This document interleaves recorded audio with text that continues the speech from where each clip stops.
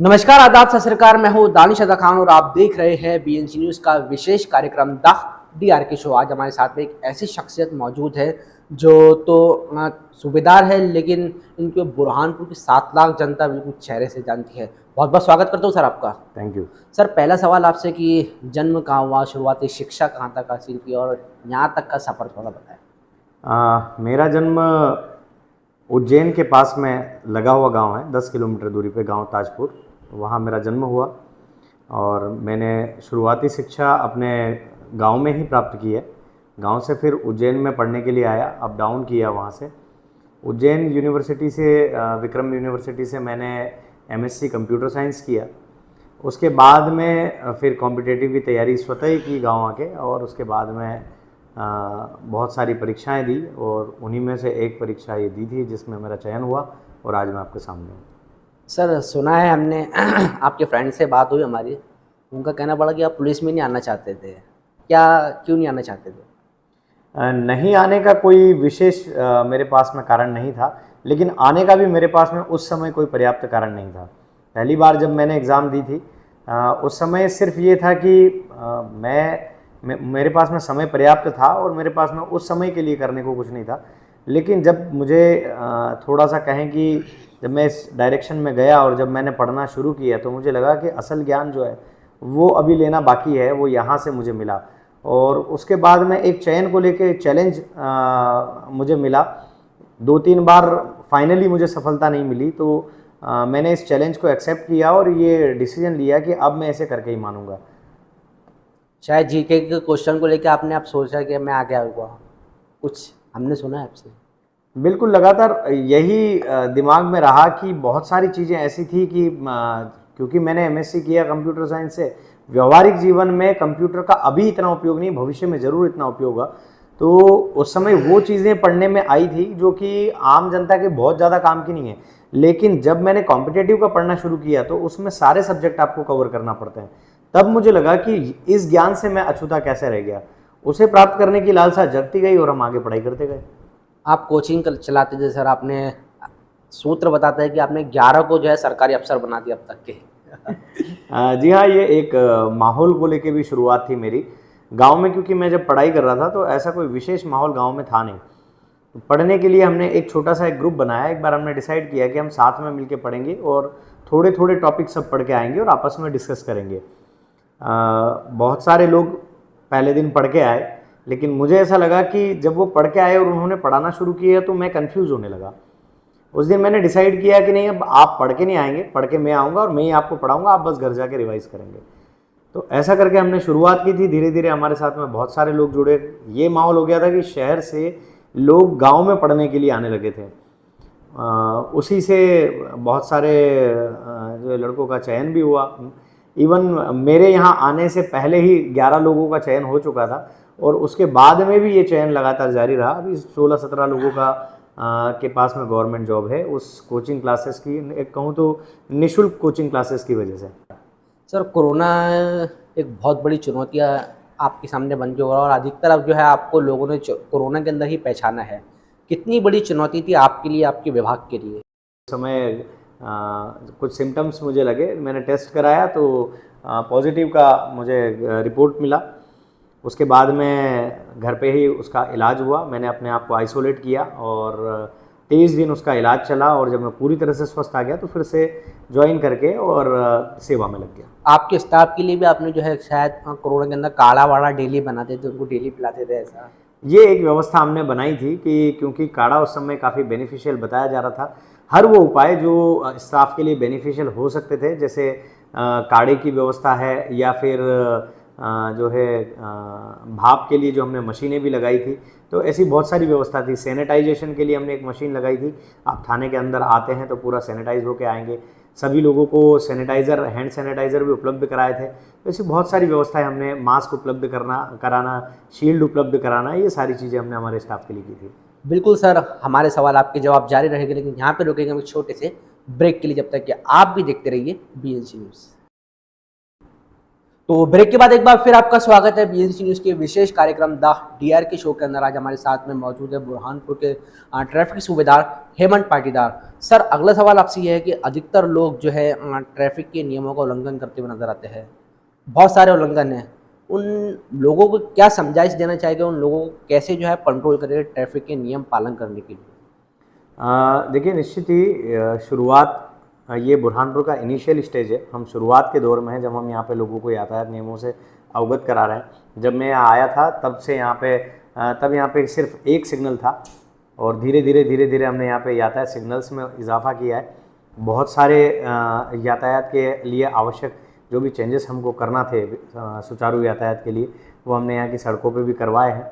तो इंजीनियरिंग के क्षेत्र में हम यहाँ पे काफ़ी काम कर रहे हैं। जब इंजीनियरिंग के क्षेत्र में हमारे सारे काम पूरे हो जाएंगे, जब हम लोगों को सुरक्षित सड़कें देना शुरू कर देंगे, तो उसके बाद में लोगों को हम एजुकेट करना पूरी ताकत से करेंगे। और वो भी हम प्रयास हमने शुरू कर दिया है। जैसे जैसे लोगों को समझ में आते जाएगा, वैसे वैसे हम इसमें धीरे धीरे सफलता की ओर आगे बढ़ते जाएंगे। अलग अलग माध्यमों से हम लोगों को यातायात नियमों की समझाइश देते हैं। आपने देखा होगा जगह जगह जो हमारे LED डिस्प्ले लगे हुए हैं, उन पे यातायात के पालन के नियम चलते रहते हैं। बहुत सारी जगह हमारे PA सिस्टम्स लगे हैं, जिन पे लगातार जागरूकता के लिए संदेश चलते रहते हैं। इसके बाद में भी समय समय पर चेकिंग के माध्यम से या अन्य माध्यमों से, जैसे गुलाब भेंट करके ऐसे लोग जो यातायात नियमों का पालन कर रहे हैं, हमने ऐसे लोगों को भी हीरो के रूप में यहाँ पे प्रेजेंट किया था, एम्बेसडर के रूप में, जिन लोगों ने लगातार हेलमेट का उपयोग किया था। तो जैसे जैसे हम सकारात्मक चीज़ों को प्रचारित करते जाएंगे, नकारात्मक चीज़ें अपने आप धीरे धीरे कम होती जाएगी। लोगों के सामने हम प्रस्तुत कर रहे हैं दुर्घटना के ऐसे वीडियोस जिनको देख के उनको लगेगा कि क्यों यातायात नियमों का पालन करना ज़रूरी है, और आवश्यकता धीरे धीरे व्यक्ति को मजबूर कर देती है। तो एक समय ये भी आएगा कि ट्रैफिक इतना होगा कि लोगों को यातायात नियमों का पालन करना ही पड़ेगा। अगर वो यातायात नियमों का पालन नहीं करेंगे तो अनावश्यक जाम में फंसेंगे या फिर दुर्घटनाओं के शिकार होंगे। यातायात का पालन कराने के लिए अपना अब तक के क्या क्या पहल की, क्या क्या किस तरीके से जो है अपने यातायात का जो है लोगों को पालन कराया है? देखिए, यातायात नियमों को पालन कराने में अभी हम रिसेंटली देखें कि आज हमारा जो अभियान चल रहा था, तो हमने प्रयास किया था कि 100% लोग सीट बेल्ट लगाएं। सीट बेल्ट लगाना इसलिए अनिवार्य है क्योंकि कंपनी खुद कहती है कि अगर सीट बेल्ट नहीं लगाते हैं तो एक्सीडेंट होने पे गाड़ी के एयरबैग्स नहीं खुलते हैं। तो ऐसी कंडीशन में सीट बेल्ट बहुत ज़्यादा ज़रूरी है। आज सीट बेल्ट पे हमारी कार्रवाई भी चल रही थी, समझाइश भी चल रही थी, तो परिणाम ये देखने में आया कि 80% लोग हमें कार चलाते वक्त सीट बेल्ट लगाए हुए नजर आए। तो निश्चित ही चालान के रूप में कहें, समझाइश के तौर पे कहें, इंजीनियरिंग के क्षेत्र में सुधार के तौर पे कहें, एजुकेशन के क्षेत्र में कहें, सभी तरफ हम चारों विधाओं में हम बराबर प्रयास कर रहे हैं। और जैसे जैसे हम प्रयास हमारा सार्थक होते जा रहा है, तो लोगों की नज़र में भी आ रहा है, लोग हेलमेट पहनने लगे हैं, लोग सीट बेल्ट लगाने लगे हैं। और धीरे धीरे जब हम ये बड़ी बड़ी चीज़ें हम जब ये लोगों से सुनिश्चित करवा लेंगे, तो फिर छोटी चीज़ों पे भी ध्यान देंगे। अभी आपने देखा होगा कि सिग्नल्स पे भी आपने देखा होगा कि मैक्सिमम लोग यातायात नियमों का पालन कर रहे हैं। जब लाल बत्ती होती है तो लोग रुक जाते हैं, ग्रीन बत्ती होने पे ही आगे बढ़ रहे हैं। तो ये एक समझदारी का परिचायक है, और ये एक जो है शहर के डिसिप्लिन का भी परिचायक है कि लोग यहाँ के पालन कर रहे हैं। सर, कुछ हमारे दर्शकों को यातायात के नियम बता दीजिए। जब अगर वो रोड पे चले तो उनको क्या क्या जो है फॉलो करना है? अधिकतर लोगों को ये मालूम रहता है कि अगर कार चला रहे हैं सीट बेल्ट लगाना है, या बाइक चला रहे तो हेलमेट लगाना है। ये और क्या क्या जो है नियम है जाके जो है फॉलो करना चाहिए, थोड़ा दर्शकों को बता। देखिए, बहुत ज़्यादा डिटेल में हम इसमें नहीं जाते क्योंकि बहुत सारे नियम हैं, लेकिन हम जो महत्वपूर्ण चीज़ें हैं केवल हम उसके ऊपर बात करते हैं। तो जैसा कि हम हमेशा कहते रहते हैं कि अगर आप 4 व्हीलर चला रहे हैं तो आप सीट बेल्ट लगाइए, आप 2 व्हीलर चला रहे हैं तो आप हेलमेट लगाइए। ये वो चीज़ें हैं जो दुर्घटना के बाद आपको समझ में आती है कि कितनी कारगर है। जब आपका एक्सीडेंट होता है तो सीट बेल्ट की वजह से आप ग्लास से नहीं टकराते, जिस वजह से आपका फेस बच जाता है। या आप जब मोटरसाइकिल चला रहे होते हैं और आपने हेलमेट लगा रखा है और अगर एक्सीडेंट होता है तो आपको हेड इंजरी नहीं होती, जिससे आपकी मौत के चांसेस बहुत कम हो जाते हैं। तो ऐसी बहुत सारी चीज़ें हैं जिनसे आपका सीट बेल्ट और हेलमेट आपको प्रोटेक्ट करता है। इसके साथ साथ में आजकल कुछ ऐसी चीज़ें देखने को मिल रही है कि जैसे वाहन चलाते वक्त मोबाइल का उपयोग करना एक ट्रेंड सा हो गया है लोगों की। आप सड़क पे देखेंगे तो मैक्सिमम जो युवा है वो उनकी गर्दन आपको टेढ़ी दिखाई देगी और साइड में उनको मोबाइल लगा हुआ नज़र आएगा। तो ये एक ट्रेंड है जो कि हमें अच्छे लोगों को आगे लाके इसको धीरे धीरे बंद करना, ये बहुत खतरनाक है। तो मोबाइल का उपयोग ना करें गाड़ी चलाते वक्त। शराब पी के वाहन चलाना एक बहुत ही गंदी हैबिट है। इससे आपको और आपने देखा होगा कि बहुत सारे ऐसे भी दुर्घटना के हमको प्रकरण सुनने में आते हैं कि व्यक्ति ने शराब पी और उसके बाद कई लोगों को उड़ा दिया। तो ये आपके लिए तो हानिकारक है ही सही, जो लोग सड़क पर चल रहे हैं दूसरों के उनके लिए भी ये नुकसानदायक हो सकता है। तो दूसरा विषय यही है कि आप शराब पी के वाहन ना चलाएं। तीसरा इम्पोर्टेंट चीज़ ये है कि ओवर स्पीडिंग ना करें। अगर छोटी मोटी दुर्घटना हो भी जाती है और आपकी गति सामान्य है तो आपका कम लॉस होगा। ज़्यादा गति होने की वजह से कंट्रोल नहीं आ पाता, इस वजह से एक्सीडेंट्स होते हैं। ये एक इम्पोर्टेंट पार्ट है। और भी बहुत सारी चीज़ें हैं। कई लोग लगातार लंबी ड्राइव करते हैं। मेरा एक सुझाव है कि अगर आपको लगता है कि आपको झपकी सी आ रही है तो गाड़ी साइड में लगाइए, थोड़ा सा पॉज लीजिए, चाय पी लीजिए, उसके बाद आप आगे बढ़िए। जान से ज़्यादा ज़रूरी कुछ नहीं है। अगर किसी की जान बचाने के लिए अगर तेज़ी से आगे जा रहे हैं तो ये बहुत ही अच्छी बात है। ऐसे विषय में हमारी गाड़ी हम आगे लगाएंगे और हम व्यवस्था करेंगे कि और तेज़ आपको किस तरह से पहुंचाया जा सके। लेकिन अगर आप किसी की जान नहीं बचा रहे हैं तो ऐसी स्थिति में आपको धीरे चलना चाहिए। सर बुरहानपुर आपका पहला जिला है जहाँ पर आपकी पोस्टिंग हुई है।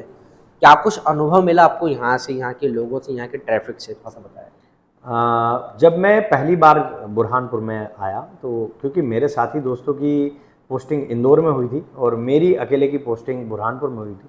पहला दुख तो ये था कि मैं घर से बहुत ज़्यादा दूर आ गया हूँ। छुट्टी में मैं घर जाने में मुझे बड़ी परेशानियों का सामना करना पड़ेगा। दूसरा, जैसे ही मैं शहर में आया तो मैंने देखा कि शहर बहुत ज़्यादा पिछड़ा हुआ है।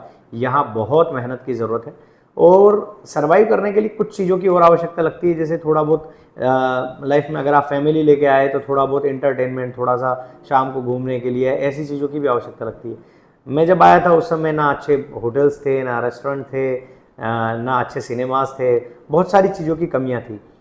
लेकिन जब मैं यहाँ पे काम करने लगा लोगों के बीच में तो धीरे धीरे मुझे समझ में आया कि जो सबसे इम्पोर्टेंट चीज़ है वो यहाँ पे सबसे अच्छी है, वो है यहाँ के लोग। यहाँ के लोग बहुत ही समझदार हैं।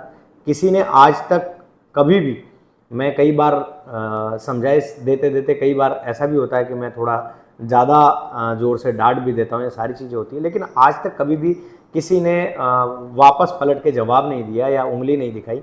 तो ये एक बहुत अच्छी यहाँ की चीज़ है क्योंकि यहाँ लोग समझते हैं कि अगर मैं काम कर रहा हूँ तो उनके हित के लिए काम कर रहा हूँ। तो ये चीज़ें हैं और उसके बाद में बाकी चीज़ें आप देख ही रहे हैं, लगातार डेवलपमेंट हो रहा है, चीज़ें सुधर रही है और हम भी उसी गति में आगे बढ़ रहे हैं। और धीरे धीरे आप लोग खुद ही समझ रहे हैं कि जहाँ शहर में जगह जगह जाम फंसा पड़ता था और लोगों को निकलने में असुविधा होती थी, तो अब वैसी स्थिति नहीं है। धीरे धीरे स्थितियाँ सुधर रही है और जैसे जैसे इंफ्रास्ट्रक्चर में सुधार होगा, सड़कें चौड़ी होंगी, वैसे वैसे जो है आवागमन में और भी ज़्यादा सुविधा होंगी। बुरहानपुर में आप पिछले दिनों जो है राहुल गांधी की यात्रा निकली है, भारत जोड़ो यात्रा, कैसे क्या आपने ट्रैफिक मैनेजमेंट किया था? बहुत बड़ी चुनौती थी क्योंकि सभी नेताओं को प्रोटोकॉल देना। जी हाँ, निश्चित ही एक बड़ी व्यवस्था थी क्योंकि इसमें करीब 125 से ज़्यादा तो विधायक या इस स्तर के नेता आए हुए थे और उन लोगों को किस तरह से जो है यातायात नियमों का उन लोगों से पालन कराना ये बड़ा मुश्किल काम होता है क्योंकि कई बार ऐसा होता है कि व्यक्ति आके कहता है कि माननीय बैठे हैं और हमें माननीय का सम्मान भी रखना है और उनसे यातायात नियम का पालन भी करवाना है और व्यवस्था में उनसे सहयोग भी लेना है। तो ये एक बड़ा चैलेंज था, लेकिन हमारी ड्रिल अच्छी थी, हमारी टीम अच्छी थी। ये जितनी भी उपलब्धियाँ जो है यातायात विभाग को यहाँ पे मिलती है तो उसके लिए सिर्फ मैं अकेला जिम्मेदार नहीं हूँ, मेरे साथ में एक बहुत अच्छी टीम है जो बहुत अच्छे से काम करती है। उन लोगों ने समय पे जहाँ जहाँ आवश्यकता थी वहाँ स्टॉपर्स रखे, जहाँ जहाँ पार्किंग की व्यवस्था हमने की थी वहाँ पे उन्होंने प्रॉपर पार्किंग कराई, रोड को जिस तरह से हम चाहते थे उस तरह से आगे आगे क्लियर करवाया। तो मेरी स्ट्रेटेजी पे मेरी टीम पूरी तरह से खरी उतरी और हम इस तरह से काम, हमने एक बढ़िया टीम वर्क किया कि हमें यहाँ पे सफलता मिली। इसी से याद आ रहा है कि पंडित प्रदीप मिश्रा जी की भी जो है शिव महापुराण कथा यहाँ पे हुई थी। काफ़ी लाखों की तादाद में बुरहानपुर से ही नहीं बल्कि पूरे प्रदेश से लोग यहाँ पे आ रहे थे। क्या कुछ कहना चाहेंगे आप, किस तरीके से आपने उसमें भी जो है अच्छा मैनेजमेंट किया और कथा जो है सफल रही है? निश्चित ही ये हमारे लिए एक बड़े गौरव की बात थी कि यहाँ पे एक इतना बड़ा आयोजन हुआ कि इस शहर की जनसंख्या से भी ज़्यादा जनता बाहर की यहाँ पे प्रत्येक दिन पूरे 7 दिन के लिए रोज़ यहाँ पे आई। तो हमारे लिए ये चैलेंज तो था ही सही, लेकिन एक साथ में गौरव की बात भी थी कि हम एक ऐसी व्यवस्था के लिए काम कर रहे हैं जो कि हमारा लाइफ टाइम अचीवमेंट रहेगा अगर हमने इसको बहुत अच्छे से की। तो ऐसी व्यवस्था के लिए तनाव मैंने बिल्कुल नहीं लिया। मुझे समझ में आ रहा था कि बहुत ज़्यादा पब्लिक आने वाली है, तो हमने उसकी तैयारियाँ 1 महीने पहले से चालू कर दी थी। समिति के साथ में मिलकर समिति ने भी हमें काफ़ी कोऑपरेट किया और जहाँ जहाँ आवश्यक था किस तरह से पार्किंग्स बनाना है, किस तरह से प्लान पूरा हमको डिज़ाइन करना है, कौन कौन से रूट्स रहेंगे, किस तरह से लोगों को लाएंगे, किस दिशा से आने वाले लोगों को कहाँ रोक देना है, कहाँ तक आने देना है, ये हमने पूरा प्लान डिज़ाइन किया। और ये हमारी सबसे बड़ी उपलब्धि है कि हमने जितनी भी पार्किंग्स बनाई और जो भी हमने प्लान बनाया था वो इस प्रकार का था कि व्यक्ति को 100 मीटर 200 मीटर से ज़्यादा पैदल नहीं चलना पड़ा। हम सभा स्थल के बहुत करीब तक लोगों को ले गए और पूरी पार्किंग व्यवस्थित कराई। अगेन यहाँ पे भी मेरी टीम का बहुत अच्छा काम रहा। उन लोगों को जो जो टास्क दिया गया उन्होंने पूरी ईमानदारी से उसको पूरा किया। इसमें बहुत अच्छा गाइडेंस हमारे वरिष्ठ अधिकारियों से हमें मिला और एक बहुत अच्छे टीम वर्क के रूप में ये एक बड़ा आयोजन सफल हुआ। बिल्कुल सर, यहाँ पे एक बार फिर हम रुकेंगे एक छोटे से ब्रेक के लिए, जब तक कि आप भी देखते रहिए बीएनसी न्यूज़। तो ब्रेक के बाद एक बार फिर आपका स्वागत है बीएनसी न्यूज़ के विशेष कार्यक्रम में द DRK शो। आज हमारे साथ में मौजूद है बुरहानपुर के सूबेदार हेमंत पाटीदार। सर, अगला सवाल आपसे ये रहेगा कि बुरहानपुर की यातायात व्यवस्था को लेकर आपका अगला स्टेप क्या है, क्या प्लान है आपका और आगे क्या कुछ होना चाहिए जो अब तक कि आपने नहीं किया है, क्या होना चाहिए? देखिए, एक अभी बहुत ही हमको बहुत अच्छा इनिशिएटिव मिला था कि हमने एक प्लान तैयार किया था कि हम जिस प्रकार से स्कूल्स में कभी कभी जाके और वहाँ पे यातायात नियमों का पालन लोगों से, वहाँ के स्टूडेंट से सुनिश्चित करवा पाते थे। और क्योंकि वो देश का भविष्य है, अगर हम वहाँ पे काम करेंगे तो ये काम स्थायी होगा और ये आगे तक चलेगा और इसके रिजल्ट ज़्यादा आएंगे। तो अभी हमने टारगेट किया है स्टूडेंट्स को और हमारे प्लान को एग्जीक्यूट किया है। तो हम अभी काम कर रहे हैं, जितने भी स्कूल से हमारे ट्रैफिक नोडल्स बनाए हमने, हम उनके अलग अलग बैच बनाए हैं जिसमें हमने हमारे एक अधिकारी को डाला है और उनके व्हाट्सएप ग्रुप बनाए हैं। जितने भी यातायात संबंधी दिशा निर्देश देना होते हैं हम उस ग्रुप पे उनको उपलब्ध कराते हैं। साथ ही समय समय पे उन लोगों को बुलाकर यहाँ पे उसकी ट्रेनिंग भी देते हैं। तो इससे एक हमारा एजुकेशन वाला पार्ट है वो काफ़ी मजबूत होगा और जब लोगों में यातायात नियमों की समझ आएगी तो निश्चित ही हमें बाकी चीज़ों पे कम काम करना पड़ेगा। दूसरा है कि संसाधनों की उपलब्धता। हमारा दूसरा उद्देश्य बुरहानपुर में, क्योंकि काफ़ी बाद में बना और छोटा ज़िला है, तो यहाँ पे संसाधनों की कमियां हैं। उस संबंध में हमारी लगातार जो है संबंधित विभागों से पत्राचार और चर्चा चल रही है और धीरे धीरे वो प्रयास भी कर रहे हैं कि हम संसाधन उपलब्ध कराएं। तो हमारे पास में क्रेन और ज़्यादा स्टॉपर्स और हमारी सड़कें और हमारे अनुरूप हमारे अनुदेश जिस तरह से वो तैयार हो जाएंगी तो हम धीरे धीरे इस शहर को और ज़्यादा सुरक्षित माहौल दे पाएंगे। तीसरा इन्फोर्समेंट होता है, तो बहुत सारे इक्विपमेंट से अब धीरे धीरे बुरहानपुर पुलिस लैस है। तो जो लोग यातायात नियमों का पालन समझाइश के बाद में भी नहीं करते हैं तो ऐसे पे कार्रवाई करने के लिए हम पूरी तरह से तैयार हैं। जिले में हमारे पास में हर थाने के पास में ब्रीथ एनालाइजर है। शराब पीकर वाहन चलाने वाले की खैर नहीं, हम वहीं उसका मेडिकल करेंगे और तत्काल उसकी गाड़ी को जब्त करके और उसको कोर्ट में पेश करेंगे। ठीक उसी प्रकार जो तेज़ गति से वाहन चलाते हैं तो इंटरसेप्टर व्हीकल में हमारे कैमरा और पूरी सारी व्यवस्थाएं उसके अंदर है जो आपकी स्पीड को नोट करके और ऑटोमेटिकली आपका चालान बना देती है। तो ये हमारे पास में काफ़ी एडवांस इक्विपमेंट है और POS मशीन के साथ में हम चालानी कार्रवाई कर रहे हैं जिससे किसी भी प्रकार का आरोप प्रत्यारोप वाली संभावनाएं जो है वो ख़त्म हो जाती है। तो ऐसी बहुत सारी टेक्निकल चीज़ें हैं जो हम धीरे धीरे बुरहानपुर ज़िले में एग्जीक्यूट कर रहे हैं और प्रयास कर रहे हैं कि उसका सफलतम एग्जीक्यूशन प्रदेश भर में बुरहानपुर की तरफ से हो। आखिरी सवाल सर कि उन युवाओं को क्या संदेश देना चाहिए जो यातायात नियमों के अंदर कोताही बरतते हैं? देखिए, सबसे पहले तो इम्पोर्टेंट चीज़ ये है कि यातायात नियम जो है वो एक डिसिप्लिन है, आपके शहर का परिचायक है। आप अपने शहर में रह के दूसरे शहर की तारीफ तो करते हैं, क्या आप अपने शहर को उस शहर जैसा बनाने के लिए प्रयास करते हैं? मैंने देखा है कि हमारे बुरहानपुर के युवा अगर इंदौर जाते हैं तो वहाँ सारे यातायात नियमों का पालन करते हैं। वो कभी भी स्टॉप लाइन के क्रॉस नहीं जाएंगे, हमेशा रेड लाइट जंप कभी नहीं करेंगे, वहाँ जाके वो हेलमेट भी पहनेंगे। लेकिन यही वो हमारे शहर में नहीं करते। तो मेरी एक स्पेशली यंगस्टर से गुजारिश है, सबसे पहले तो ये है कि अपने शहर को बेहतरीन बनाने के लिए यहाँ पे अनुशासन का पालन करें, यातायात नियमों का पालन करें, ये आपकी सुरक्षा के लिए ज़रूरी है। दूसरा, मैं यहाँ की जनता के लिए और यहाँ के यंगस्टर के लिए एक मैसेज ये भी देना चाहता हूँ कि जनरली क्या होता है कि हम प्रभावित होते हैं दूसरे देशों की फिल्मों से, लेकिन हम ये नहीं देखते कि उन देशों की फिल्मों में जितने भी बाइक राइडर बताए जाते हैं वो हेलमेट पहन के गाड़ी चलाते हैं। हमारे यहाँ के हीरो जो हैं वो एक दो मोटरसाइकिल पे पैर रख के मोटरसाइकिल चलाने वाले होते हैं और उनसे हम प्रभावित होके और जो है हम भी वही करते हैं। तो इस चीज़ के अंतर को आपको समझना होगा कि रियल हीरो कौन है। मेरे ख्याल से तो जो नियमों का पालन करता है, अनुशासन में रहता है और जिससे उसके घर वाले को और अन्य लोगों को परेशानी नहीं होती, वो रियल हीरो होता है।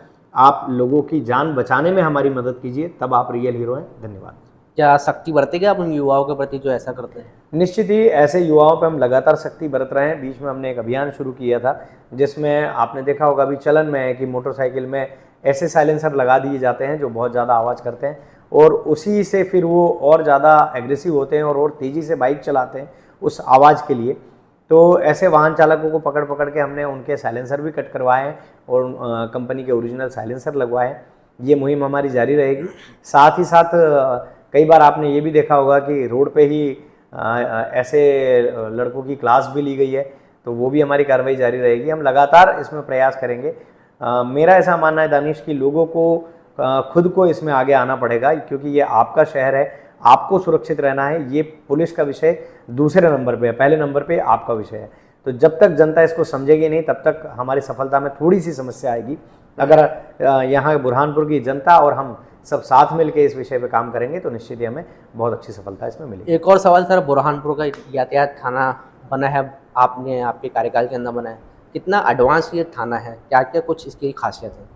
देखिए, एक अच्छे माहौल में काम करने में व्यक्ति के कार्य करने की क्षमता में बढ़ोतरी होती है।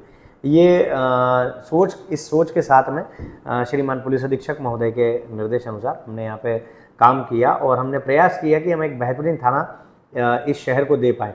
इस थाने की खासियत ये है कि यहाँ हर चीज़ ऑर्गेनाइज्ड है, सभी लोगों को बैठने की प्रॉपर व्यवस्था है, पीने के पानी की व्यवस्था है, यहाँ अलग अलग तरह के स्टोर रूम्स बने हुए हैं और यहाँ का रिकॉर्ड्स प्रॉपरली मेंटेन है। यहाँ पे जितने भी इक्विपमेंट्स जो डिस्चार्ज करने वाले उनकी पूरी व्यवस्था है। पार्किंग के लिए हमारे पास में पर्याप्त स्पेस है। हमने ग्रीनरी का पूरा ख्याल रखा है, हमने ब्यूटिफिकेशन का पूरा ख्याल रखा है। एक अच्छे हेल्दी एनवायरनमेंट में हमारा स्टाफ काम कर सके, हमने इसका ध्यान रखा है और उसका परिणाम ये आ रहा है कि हमारा स्टाफ बहुत अच्छे से काम भी कर रहा है और उसका रिजल्ट आपके सामने दिख रहा है। बहुत बहुत शुक्रिया सर हमको समय देने के लिए। Thank you. तो ये थे बुरहानपुर के सूबेदार हेमंत पाटीदार, जिन्होंने हमारे सवालों के जवाब दिए हैं। इसी तरह की तमाम बड़ी खबरों के लिए बने रहे BNC न्यूज़ के साथ। अगले हफ्ते फिर होगी किसी नई शख्सियत के साथ मुलाकात। जब तक कि आप भी देखते रहिए BNC न्यूज़। नमस्कार।